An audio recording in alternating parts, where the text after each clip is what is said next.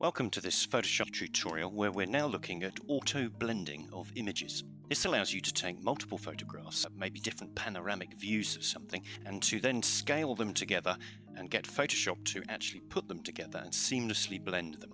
So first off, I'm going to go to my bridge, and in my bridge here you can see that I've got these photographs, and if we click to have a look at them, is that we can then just cycle them through. So these are different panoramic shots that I've taken standing on the back doorstep of my house and looking around taking different shots. Now I'm hoping to sell my house soon, so rather than have an estate agent come around and take some pictures, I thought using my knowledge of Photoshop to try and make my garden look as big as possible is I'd use this little feature in Photoshop. Now I'm going to switch to Photoshop, and from Photoshop I'm going to get it to automatically import and align all the images, and there's a little built-in facility for this. I'm going to go to the File menu, choose Scripts, and then say Load Files into Stack. A much underused little feature, this one. I'm going to browse to this folder that I've got on my desktop and then select the first garden image, holding down the Shift key, selecting down to the fifth image, and then saying Open on those images. Now I'm going to say attempt to align the images automatically, and what this is going to do is this is going to spend a little while opening the 5 images and then looking at the different but common aspects of each image and then attempting to align them all together. So all 5 images will be one panoramic shot in one file. So there we are, Photoshop has now aligned the 5 images together. If I go to my layers palette, you'll see that what it's done is it's created 5 independent layers, and notice how it's automatically increased the canvas size of each layer. If I then choose to hide some of the different layers, holding down the spacebar, I can then just scroll across.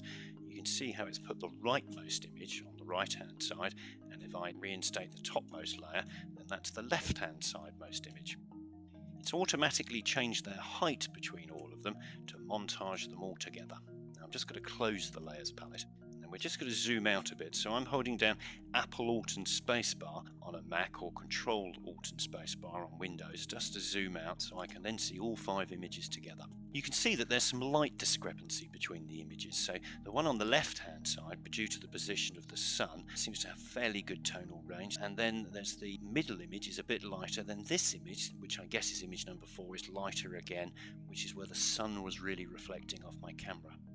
I'm going to bring up my layers palette again, and this time I'm going to hold down the Shift key and select all 5 layers. You must make sure you select all the layers here.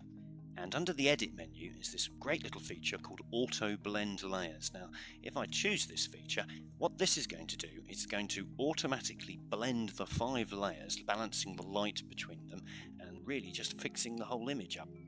It's taking a little while to think about this. There's quite a lot of processing going on here. It's nudging on for 65 megabytes in size, and then if I close my layers palette, just look what it's done there. Isn't that fantastic? Finally, I'm just going to take my cropping tool. Do I want to keep the trampoline? Yes, I think it will make the garden look a little bit wider. So I've chosen that as my crop. I can just drag to include where I want, and I'm happy with that. I can hit return, and if I then press the tab key, which hides all my palettes, then that is the finished article. So there we are, the auto blend facility.